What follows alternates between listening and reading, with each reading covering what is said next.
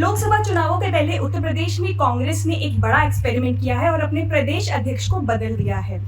नए प्रदेश अध्यक्ष बनारस के अजय राय जी को मनोनीत किया गया है। अजय राय कई बार के विधायक हैं और प्रधानमंत्री नरेंद्र मोदी के खिलाफ चुनाव लड़ने वाले कांग्रेस के बड़े चेहरे रहे हैं। क्या विजन रहेगा, क्या गणित रहेगा, क्या रणनीति होगी कांग्रेस की, इसी सब पर बातचीत करने के लिए आज अजय राय स्वयं हमारे साथ मौजूद हैं। उनसे बात करेंगे। सर, सबसे पहले तो बहुत बहुत बधाई आपको नया प्रदेश अध्यक्ष मनोनीत करने के लिए। जी, कांग्रेस में क्या एक विजन के साथ लेकर आए हैं? आपका कल भाषण रहा, काफी जोरदार रहा, एक नई ऊर्जा का संचार होता हुआ दिखाई दिया। क्या विजन है कांग्रेस के लिए लोकसभा चुनावों के पहले? देखिए, कल आपने सारी बातें सुनी। वो अपने कार्यकर्ताओं की बदौलत, अपने जो हमारे साथी हैं उनके बदौलत हम निश्चित तौर से 2024 का चुनाव मजबूती से लड़ेंगे और हमारी पूंजी वही कार्यकर्ता है। अब कार्यकर्ता जग गया है पूरी तरीके से, क्योंकि उसको लगा है कि नहीं, चीज़ें जो जिस तरीके से पूरे प्रदेश और देश का माहौल, जिस तरीके से महंगाई, बेरोजगारी, भ्रष्टाचार और जिस तरीके से गुजरात के भ्रष्ट ठेकेदारों के द्वारा जो सारा काम कराया जा रहा है, ये सब बहुत ही लोग दुखी हैं, बड़े मर्माहत हैं। इन सब का जवाब निश्चित 24 में मिलने जा रहा है भारतीय जनता पार्टी को, और हम पूरे अपने कार्यकर्ताओं को जोशो खरोश के साथ लेकर मैदान में उतरेंगे। आने वाले समय में आपको सारी चीजें सड़क पर दिखाई देगी। तो क्या कोई टारगेट है दिमाग में? कितनी लोकसभा सीटें कांग्रेस जीतना चाहेगी? क्या कुछ अप्रोच लेकर चल? हम 80 सीट पर लड़ेंगे। हम 80 सीट पर लड़ेंगे। कांग्रेस पार्टी अपनी 80 सीट की तैयारी कर रही है, हम 80 सीट लड़ेंगे।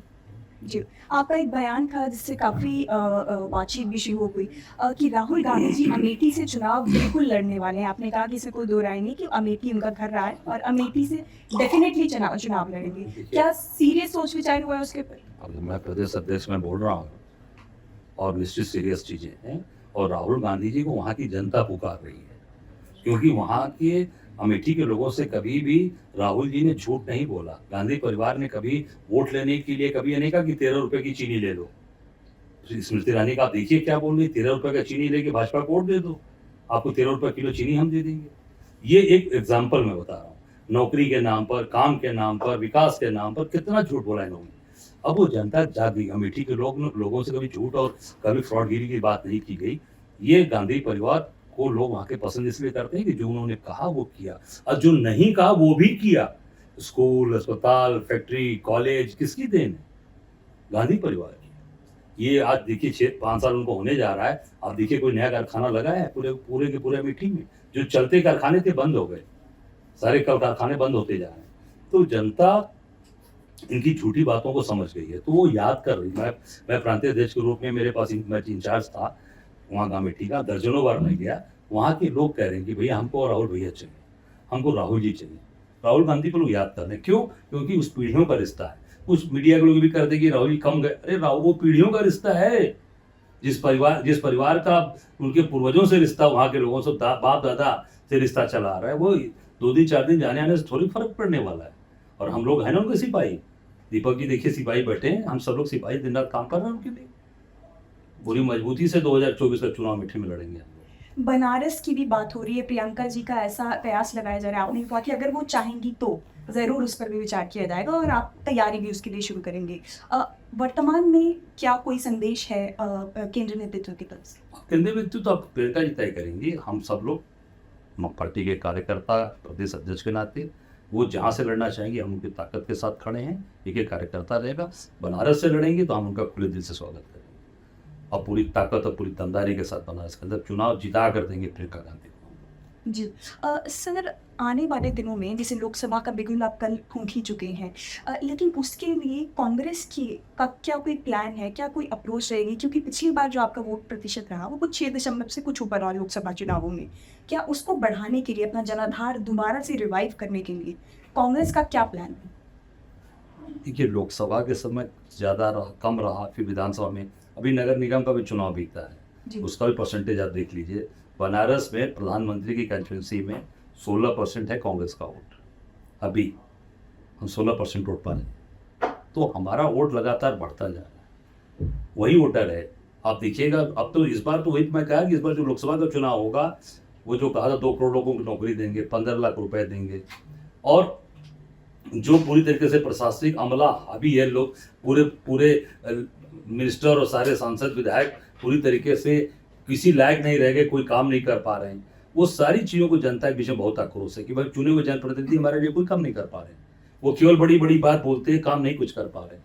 तो ये सारी चीज़ों जनता के बीच में जा रही हैं। इसका हम लोग इस पूरी बात सब सामने लेकर आएंगे और इनको एक्सपोज करेंगे। और जो सबसे बड़ी चीज़ है कि जो गुजरात के जो भ्रष्ट ठेकेदार हैं, गुजरात के जो भ्रष्ट ठेकेदार हैं, वो पूरे उत्तर प्रदेश में देश के बड़े बड़े कामों पर हावी हैं। सारे काम उनको दिए जा रहे हैं और वहाँ के लोकल लोगों को दरकिनार करके एक उनको छोटे पेटी कॉन्ट्रैक्टर के रूप में और एक छोटे छोटे काम के रूप में उनको दिया जा रहा है। सारे बड़े कामों पर गुजरात के भ्रष्ट ठेकेदार हावी। ये आपने पहले ही आरोप लगाया, कई और जगह भी इस तरीके की बातें सामने आती रही। उत्तर प्रदेश में क्या कोई आपके पास ऐसा उदाहरण है जो आप बताना चाहेंगे जहाँ पर इस तरीके से कॉन्ट्रैक्टर हावी हो रहे? कौन से आप पूछिए, स्पेसिफिक पूछिए, मैं बता दूं। सबसे बड़ा काम बनारस में हुआ कौन सा, जिसको बड़ा टंका बजाते हैं? जी विश्वनाथ कॉरिडोर, जी बाबा विश्वनाथ के दरबार। वहाँ के ठेकेदार कौन है आप देख लीजिए, गुजरात के ठेकेदार हैं। और कौन ठेकेदार है वो भी बताएं आपको। साबरमती जो इन्होंने कॉरिडोर बनाया है अहमदाबाद में, उसी के छोटे भाई को काम दिया गया है। बड़े भाई को पद्मश्री दिया मोदी जी ने, छोटे भाई को काम बनारस में श्रवण पटेल नाम है उसकी कंपनी को दिया। और पूरा का पूरा मंदिरों को तोड़ा गया। वट वृक्ष जो हिंदुस्तान में, क्या मैं कहूँ पूरे धरती पर जिसका इतिहास में दर्ज है, 3 वट वृक्ष पूरे इस यहाँ पर हैं। एक प्रयागराज किले के अंदर, दूसरा बाबा विश्वनाथ के दरबार में, और तीसरा बोध गया में जहाँ गौतम बुद्ध को ज्ञान प्राप्त हुआ। बनारस का वट वृक्ष कटर से काट दिया गया, कटर से काट दिया गया कोरोना काल में। तो ये क्या है, ये गुजरात के ही ठेकेदार कर सकते हैं। बनारस का कोई ठेकेदार होता, लोकल होता, वो कभी नहीं करता, क्योंकि हम उसकी पूजा करते हैं। सावित्री वट एक होता है त्योहार, उस पर हमारी घर की महिलाएं वो पूरा वट सावित्री की पूजा करती हैं और उसको अपने सुहाग के लिए प्रार्थना करती हैं, उस वट में छुरा दिया। तो ये गुजरात के लोग ही कर सकते हैं। हमारे काशी के लोग, बाबा विश्वनाथ के भक्त और काशी के लोग ये काम नहीं कर सकते, इसलिए गुजरात के लोगों को काम दिया गया। आप एग्जाम्पल है, पता लगा लें किसका काम है, किसने किया। जो सबसे महत्वपूर्ण, जिसको चारों तरफ बताते हैं कि नहीं ये काम बड़ा अच्छा हमने जो है विश्वनाथ कॉरिडोर बनाने वाले कौन है आप देखिए, गुजराती कंपनी है, वो भी भ्रष्ट लोग हैं। पूरी तरीके से गुजरात से ब्लैक लिस्टेड लोगों को काम मिला है। जी, अब आने वाले चुनावों में पहले तो देखते रहे कि भाजपा फिर भी इस तरीके के आरोपों के बावजूद जीतती आ रही है। क्या ये इस तरीके के और भी फैक्टर रहेंगे क्या चुनाव के दौरान? इस बार बता रहा हूँ, भाजपा जीतती रही है ना, आगे जीतेगी नहीं, लिख लीजिएगा मेरी बात। अब इनकी सारी चीजें जनता जान चुकी है। महंगाई, बेरोजगारी, भ्रष्टाचार, ये गुजरात के जो ठेकेदार काम कर रहे हैं, ये भ्रष्ट ठेकेदार, ये सारी चीजें जनता जान चुकी है। और प्रशासनिक अमला जो हावी हो गया है, विधायक केवल बैठा हुआ है पैड लेकर, सांसद पैड लेकर बैठा है। मंत्री साहब देख लीजिए लखनऊ में, किसी मंत्री पास कोई अधिकार है? केवल फोटो खिंचवा रहे हैं, केवल झंडा दिखाते हैं ऐसे ऐसे बाहर निकल के, कोई काम उनके पास नहीं है। अब घूमते रहते हैं, बस यही उनके जीव में काम, और कोई काम नहीं। ये सबका जनता जवाब देगी। आपके आने से एक नई ऊर्जा का संचार हुआ है कांग्रेस में, क्या कोई बदलाव भी होना है? क्या आपकी कार्यकारिणी में कोई बदलाव हम देख सकते हैं? आगे हमने देखा कि आपके जो क्षेत्रीय अध्यक्ष थे, अब उनको नहीं मनोनीत किया गया। सबका हमारे यहाँ उपयोग है, हमारे यहाँ सबका उपयोग है। हम किसी को किनारे नहीं करेंगे, हम यथास्थ जो भी सबका स्थान देंगे, सबको सम्मान देंगे। हमारे लिए जो लोग हमारे साथी हैं, वो सब लोग मिलकर हम लोग काम करेंगे, और उस पर कहीं पर भी कोई किसी के साथ भेदभाव नहीं किया जाएगा, सबको साथ लेना चाहिए। नई कार्यकारिणी की उम्मीद करते हैं कि अगले महीने सितंबर में आपको नई चीजें मिलेंगी, सारी जो चीजें हमारे यहाँ हैं वो सब अगले महीने में। कुछ और बदलाव उत्तर प्रदेश कांग्रेस के लिए जो आपके दिमाग में? अब जब प्रदेश अध्यक्ष ही बदल दिया गया तो आ ही गया आपके सामने। अब सबको लेकर, जितने भी लोग हैं सबको लेकर साथ चलेंगे, सब हमारे परिवार के सदस्य हैं, सबको साथ लेकर चलेंगे। जी, कोई और मैसेज आप देना चाहे लोकसभा चुनाव के पहले रीडर्स को, व्यूअर्स को, क्या कहना चाहेंगे? मैं एक ही बात कहना चाहूँगा, देखिए जो सबसे बड़ी बात है कि कांग्रेस एक, जो कांग्रेस का नाम है और जो कांग्रेस जिस तरीके से काम करती चली आ रही है, वो एक विश्वास का नाम है, एक दमदारी ईमानदारी का नाम है। कांग्रेस ने कभी भी अपने झूठ नहीं बोला। आप कभी उठाकर देखिए, जो हमने कहा कि हम प्रदेशों में जो हमने वादे किए थे, हम चाहे कर्नाटक हो, चाहे मध्य प्रदेश, आपके ये छत्तीसगढ़ हो, हिमाचल हो, जो भी चीज़ें हैं, हमने जो कहा है वो पूरा किया है। तो एक कांग्रेस एक विश्वास का नाम है। मैं अपने सभी देश की जनता से आग्रह करूंगा कि कांग्रेस के साथ जुड़िए, कांग्रेस के साथ आइए। हम जो कहेंगे वो पूरा करेंगे। हम 13 रुपए किलो चीनी नहीं आपको खिला के झूठे वादे नहीं करेंगे और झूठे आपसे वोट लेने का काम नहीं करेंगे। जो हम कहेंगे वो पूरा करेंगे। लेकिन कई लोगों को साथ लेकर कांग्रेस चल रही है इस बार, एंड इंडिया गठबंधन का फॉर्मेशन हुआ है। क्या कोई और गठबंधन उत्तर प्रदेश में भी नजर आ सकता है बसपा के साथ? अब देखिए, इसमें जो भी चीजें हैं केंद्र ने जिस पे तय करेगा।